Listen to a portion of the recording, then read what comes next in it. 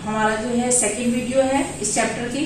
इससे पहले हमने जो पढ़ा था वो पढ़ा था हमने द्रव्य, जिसे मैटर कहते हैं, और ये भी बताया था हमने उसमें कि जो भी द्रव्य होते हैं वो बहुत सारे पार्टिकल्स के बने हुए होते हैं। ठीक है, आज हमारा टॉपिक है अवस्था परिवर्तन की। क्या, जैसे कि हमने इससे पहले टॉपिक में बताया था कि जो पदार्थ होते हैं या द्रव्य होते हैं उनकी तीन अवस्थाएं होती हैं, ठोस, द्रव और गैस। ठीक है, अब हमारे पास एक क्वेश्चन बनता है, क्या ये पदार्थ जो है ये अपनी अवस्था को चेंज कर सकते हैं? अब आप बताएं। देखिए, पदार्थ जो होते हैं ये अपनी, इनमें जो इंटरनल चेंज होते हैं, जैसे सबसे पहले अवस्था परिवर्तन के लिए हमें ये बात अच्छी तरह लर्न करनी है कि जब टेम्परेचर बढ़ाया जाता है तो जो अणु होते हैं उनकी गतिज ऊर्जा बढ़ जाती है, और गतिज ऊर्जा बढ़ने से उनकी स्पीड जो है यानी कि गति जो है वो बढ़ जाती है। अगर ताप कम कर दें तो गतिज ऊर्जा कम हो जाएगी, और गतिज ऊर्जा कम हो जाने से गति यानी कि उसकी स्पीड भी कम हो जाएगी। तो मेन हमारा ये इस पर डिपेंड करता है। ठीक है, अब हम पढ़ रहे हैं अवस्था परिवर्तन। यह अवस्थाएं कैसे होती है? देखिए, अवस्था की कोई भी पदार्थ है वो अपनी पहली अवस्था से दूसरी अवस्था में, दूसरी अवस्था से तीसरी अवस्था में, और तीसरी अवस्था से दूसरी अवस्था में, और दूसरी से फिर पहली अवस्था में बदल सकता है। और ये चेंजेस इंटरनल चेंजेस होते हैं। अब हम कैसे हैं, ये सब चीजें हमारे सब देखी हुई हैं, सब चीजें हम जानते हैं, लेकिन हम प्रैक्टिकली देखें तो देखिए, हमने कहा कि तीन अवस्था है, सॉलिड, लिक्विड और गैस, यानी कि ठोस, द्रव और गैस। अब जैसे कि हमारे पास ठोस में होता है बर्फ। बर्फ यानी कि अगर हम बर्फ फ्रीजर में से हमने बर्फ बाहर निकाली, जब फ्रीजर में से बर्फ को हम बाहर रख देंगे तो उसका टेम्परेचर बढ़ने लगेगा, और वो टेम्परेचर बढ़ने से वो कैसे होने लगी, गर्म। और टेम्परेचर बढ़ने पर क्या होगा कि जब टेम्परेचर बढ़ेगा तो गतिज ऊर्जा बढ़ जाएगी, तो यानी कि जो बर्फ है वो किस में बदल जाएगी, जल। ठीक है, अब यहाँ पर आप ये देखते हैं कि बर्फ तो नहीं बहती, लेकिन जब वो जल में बदल जाती है, यानी कि जब उसका टेम्परेचर बढ़ने पर उसकी गतिज ऊर्जा बढ़ जाती है तो उसके कणों की स्पीड भी बढ़ जाती है, और द्रव के रूप में आने पर उसमें बहने का गुण आ जाता है। ठीक है, अब यहाँ पर बर्फ किसमें बदल गई, जल में। अब किसी भी ठोस का द्रव में बदलना यानी कि उसे कहते हैं गलना, यानी कि गलन। ठीक है, और जिस टेम्परेचर पर जो ठोस है वो द्रव में यानी कि जो सॉलिड है वो लिक्विड में चेंज होता है, वो कहलाता है उसका गलनांक। क्या कहलाएगा, गलनांक। गलनांक यानी कि मेल्टिंग पॉइंट, मेल्ट मतलब गलना, और उसे क्या कहेंगे, उसका मेल्टिंग पॉइंट। ठीक है, अब इसी पानी को, इस जल को जो कि बर्फ से बना, उसको हमने गर्म होने के लिए रख दिया। अब जब आपने उसे गैस पर गर्म होने के लिए रखा तो आप देखेंगे वो भाप के रूप में बदलने लगा।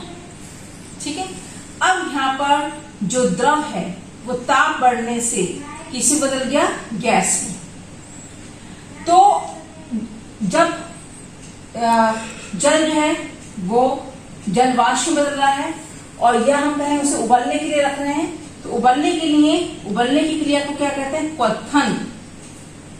क्वथन माने बॉयल होना, और बॉयल होना होता है।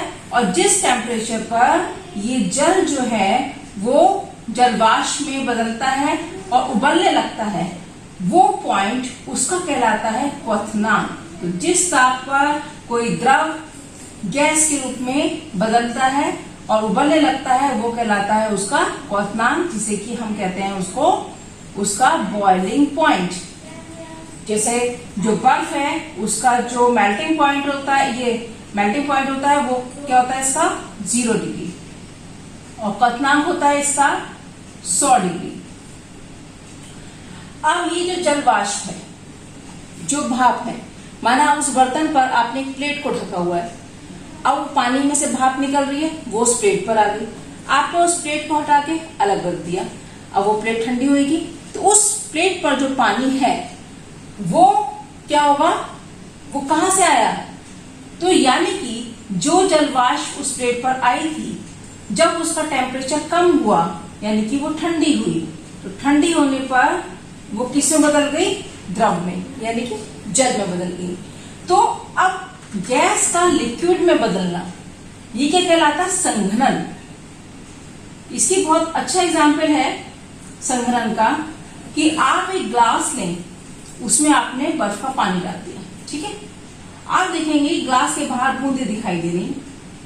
अब ये बूंदे कहां से आ गए, ये बूंदे ग्लास के अंदर का पानी तो बाहर नहीं आया ना, ये कहां से आ गए, क्योंकि हमारे जो एटमॉस्फेयर है उसमें जो एयर होती है, उस एयर के साथ उसमें जल की वाष्प भी होती है।